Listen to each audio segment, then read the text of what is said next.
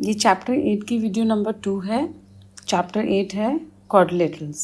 Video number 1 बहुत ज़्यादा important video है अगर आप चाहते हो कि चैप्टर आपके लिए बहुत इजी हो जाए। एंड अगर वीडियो नंबर 1 आप देख चुके हो तो ये वीडियो नंबर 2 भी ज़रूर देखनी है।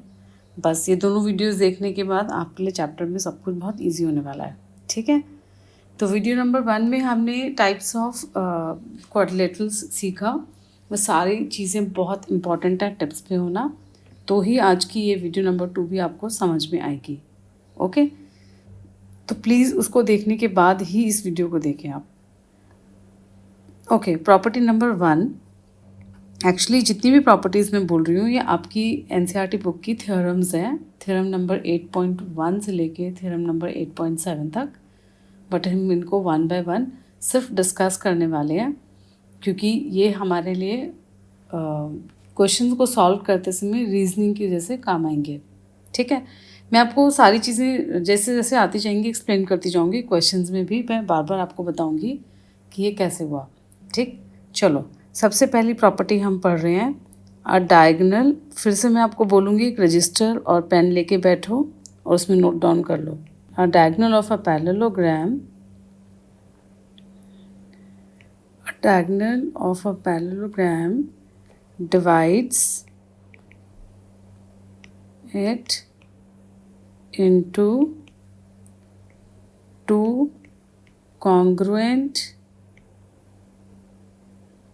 triangles। ठीक है, तो इस प्रॉपर्टी में क्या बताया हमें कि एक पैरेललोग्राम है। Okay, A B C D. अगर मैं एक डायगोनल बना दूँ, डायगोनल दो होते हैं देखो पैरेललोग्राम के अंदर, एक डायगोनल ये हुआ एक ये हुआ, तो हम इस प्रॉपर्टी के लिए कोई भी एक डायगोनल यूज़ कर लेते हैं। सपोज़ मैंने ये वाला डायगोनल बनाया, तो इस डायगोनल ने क्या किया, पैरेललोग्राम को दो ट्रायंगल्स में डिवाइड कर दिया, ट्रायंगल नंबर 1, ट्रायंगल नंबर 2। तो ये बोल रहे हैं कि जो ट्रायंगल 1 है, ये जो ट्रायंगल 1 है ये ट्रायंगल 2 के कॉन्ग्रुएंट होगा। ये दोनों ट्रायंगल्स कॉन्ग्रुएंट हैं। अगर दो ट्रायंगल्स कॉन्ग्रुएंट होते हैं तो बाय CP/CT उनके सब angles, corresponding angles and corresponding sides equal होती हैं। बस आपको ये प्रॉपर्टी याद रखनी है कि जैसे ही आपको पैरेललोग्राम दिखे और ये दो ट्रायंगल्स दिखें तो आपको पता होना चाहिए दोनों ट्रायंगल्स कॉन्ग्रुएंट हैं। ठीक है, okay. Second property, in a parallelogram. अब मैं पैरेललोग्राम का शॉर्टकट लिख रही हूँ, ऐसे आप लिख सकते हो उसको, ये अलाउड है। Opposite sides are equal. अब आप देखो डेफिनेशन में क्या था, पैरेललोग्राम की डेफिनेशन में क्या था कि it is a quadrilateral in which opposite sides are parallel. और यहाँ पे प्रॉपर्टी क्या है कि पैरेललोग्राम जब पता चल गया कि ये पैरेललोग्राम है तो हमें तुरंत एक और बात पता चली कि इसमें जो ऑपोजिट साइड्स होती हैं वो इक्वल होती है, यानी कि AB is equal to CD, AD is equal to BC। मैंने सिंगल लाइन मार्क की AB is equal to CD के लिए, डबल लाइन मार्क करिए AD is equal to BC के लिए, और ये हमारी ऑपोजिट साइड्स है। ठीक है, तो जैसे ही आपको पता चला कि कोई पैरेललोग्राम है तो ये वाली प्रॉपर्टीज़ भी आपको पता चल गई तुरंत। तो इसका मतलब ये हुआ कि सारी डेफिनेशंस एंड सारी प्रॉपर्टीज़ आपको टिप्स में मालूम होनी चाहिए। ओके, नेक्स्ट, इफ़, अब इसका कन्वर्स है। इसमें तो था, देखो इस प्रॉपर्टी में आपको ये गिवन था कि पैरेललोग्राम है और ऑपोजिट साइड्स इक्वल हैं, ये आपके लिए इस प्रॉपर्टी के हिसाब से रिजल्ट था।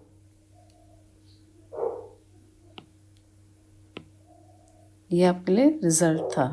ठीक है, अब हम जो प्रॉपर्टी पढ़ने वाले हैं थर्ड, इसके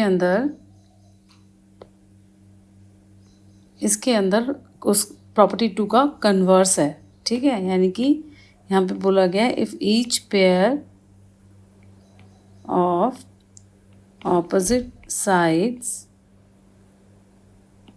of अ क्वाड्रिलेटरल। बहुत ध्यान देने की बात है, बहुत छोटी छोटी चीज़ें हैं। Is equal, it is a parallelogram. तब आप ध्यान से अगर पढ़ोगे, यहाँ पे आपको पता ही नहीं है कि जो ये शेप दी गई है पैरेललोग्राम है या नहीं है। यहाँ पे आपको क्या दिया है, क्वाड्रिलेटरल। ठीक है, ये गिवन है कि क्वाड्रिलेटरल है। और क्या गिवन है, इस क्वाड्रिलेटरल में ऑपोजिट साइड्स इक्वल हैं, ये भी गिवन है। और ये पैरेललोग्राम बन जाएगा, ये रिजल्ट है। तो प्रॉपर्टी नंबर 2 का बिल्कुल कन्वर्स हो गया। इसका मतलब हमें एक क्वाड्रिलेटरल दिया है, हमें नहीं पता कि पैरेललोग्राम है या नहीं है, बट हमें ये पता है कि A B is equal to C D, और हमें ये भी पता है A D is equal to B C. अगर हमें ये बात पता चल गई, इतनी सी इन्फॉर्मेशन, तो हम बोल सकते हैं कि A B C D is a parallelogram. ठीक है, ये है हमारे प्रॉपर्टी नंबर 3। अब हम करते हैं प्रॉपर्टी नंबर 4।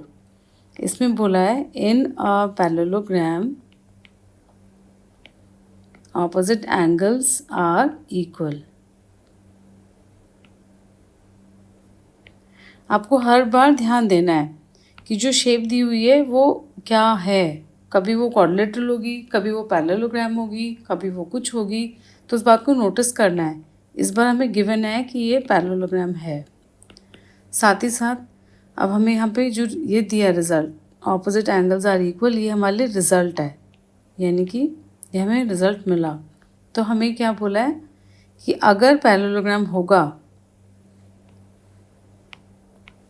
इसका मतलब हो गया कि A B C D is a parallelogram.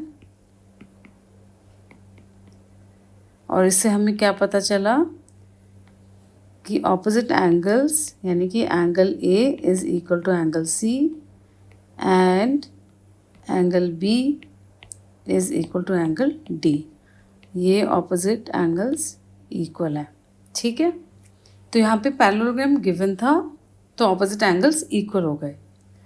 अब प्रॉपर्टी नंबर 5 प्रॉपर्टी नंबर 4 का बिल्कुल कन्वर्स है, यानी कि यहाँ पे हमें मालूम ही नहीं है कि पैरेललोग्राम है या नहीं है, हमें सिर्फ ये पता है ये क्वाड्रिलेटरल है। तो हमने लिखा इन अ क्वाड्रिलेटरल। देखो यहाँ पे क्या गिवन है, quadrilateral. In a quadrilateral each pair of opposite angles is equal, then अब जो मिल रहा है वो रिज़ल्ट है, इट इज़ अ पैरेललोग्राम, यानी कि ये रिज़ल्ट है। तो कोई भी क्वाड्रिलेटरल पैरेललोग्राम कब बना, इस प्रॉपर्टी के हिसाब से कि अगर हमें ये पता हो कि इस क्वाड्रिलेटरल में एंगल ए और एंगल सी इक्वल है। हमें गिवन है angle A is equal to angle C and angle B is equal to angle D. तो ये दोनों मिला के हमें रिज़ल्ट देते हैं, implies A B C D is a parallelogram. ठीक है, ओके। नेक्स्ट प्रॉपर्टी, ये हमारी प्रॉपर्टी नंबर 5 थी। अब हम करें प्रॉपर्टी नंबर 6। The diagonals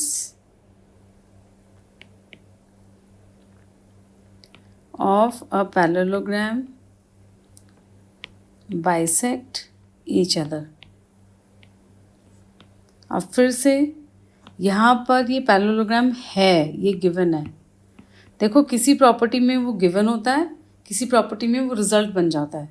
यहाँ पे हमें रिज़ल्ट क्या है, that diagonals bisect each other, ये सारा रिज़ल्ट है। यानी कि जब भी आपके पास पैरेललोग्राम होगा ए बी सी डी, यानी कि A B C D is a parallelogram, तो इसे हमें एक बात तुरंत पता चल गई कि जो डायगनल्स हैं ये दोनों बाइसेक्ट कर रहे हैं। अभी इसको भी समझते हैं, इसका मीनिंग क्या हुआ, डायगनल्स बाइसेक्ट ईच अदर। सबसे पहले देखो, बाइसेक्ट का मतलब होता है 2 इक्वल पार्ट्स में डिवाइड होना। इसको मार्क कर लेते पॉइंट ओ। अगर दो डायगोनल्स बाइसेक्ट कर रहे हैं इसका मतलब हुआ इनके दो बराबर हिस्से हो गए। So O D is equal to O B, A O is equal to O C. ठीक है, इससे हमें तुरंत पता चल गया कि O D is equal to O B and O A is equal to O C.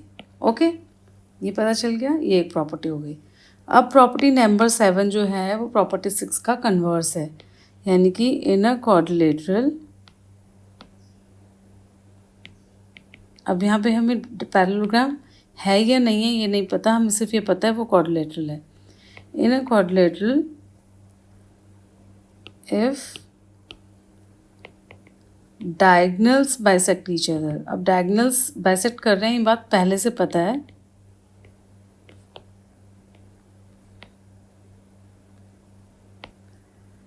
It is a parallelogram.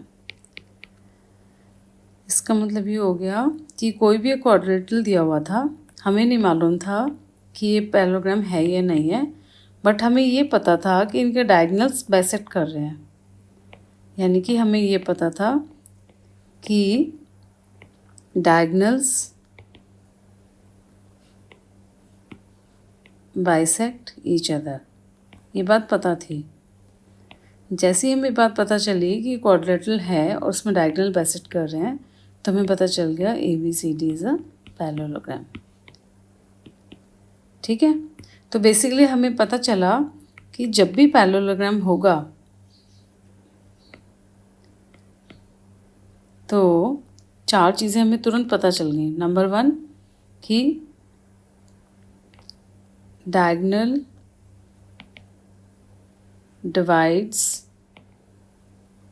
it into 2 congruent triangles। ठीक है, दूसरी बात हमें क्या पता चल गई कि opposite sides are equal.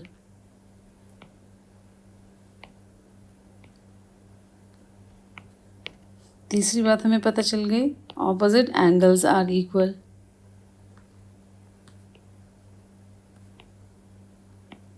And चौथी बात हमें क्या पता चल गई, डायगोनल्स बाइसेक्ट ईच अदर। ठीक है, अब अगर आपने वीडियो नंबर 1 देखी हुई है तो आपको ऑलरेडी पता होगा कि जो रोम्बस होता है और रेक्टेंगल और स्क्वायर, ये तीनों के तीनों पैरेललोग्राम होते हैं। ये बात हम ऑलरेडी सीख चुके हैं। तो इसका मतलब ये हुआ, और हमने अभी सीखा कि 4 प्रॉपर्टीज़ हमने सीखी और उनके कन्वर्स प्लस कन्वर्स। ठीक है, तो ये सारी की सारी प्रॉपर्टीज़ इनके लिए भी होंगी। ओके, तो मैंने पैरेललोग्राम के लिए बता दी, बट आप उनको रेक्टेंगल के लिए, रोम्बस के लिए, स्क्वायर के लिए भी यूज़ कर सकते हो, क्योंकि रोम्बस, रेक्टेंगल, स्क्वायर तीनों पैरेललोग्राम भी होते हैं। ठीक है, video number 1 and video number 2 को आप एटलीस्ट 2 से 3 बार रिपीट करो, नोट्स बनाओ, फिगर्स बनाओ, डायग्राम बनाओ, फ्लो चार्ट बनाओ। जब आप ये सब कुछ कर लोगे, आपके दिमाग में फीड हो जाएगी सारी इन्फॉर्मेशन, तो आपको चैप्टर करने में बहुत ईजी होने वाला है। अदरवाइज़ आप हर क्वेश्चन में हेल्प लेते रहोगे, एंड मैं नहीं चाहती हूँ कि आप इस तरीके से चैप्टर को अटैम्प्ट करो कि आपको याद करना पड़ रहा है कोई स्टेप, या आपको खुद से नहीं मालूम पड़ रहा कि कैसे लॉजिक अप्लाई करना है, कैसे रीजनिंग करनी है। तो आपको खुद आना चाहिए। उसके लिए सिर्फ और सिर्फ वीडियो नंबर 1 एंड 2 ही सबसे इम्पॉर्टेंट है, एंड फिर सॉल्व एग्जाम्पल्स। ठीक है।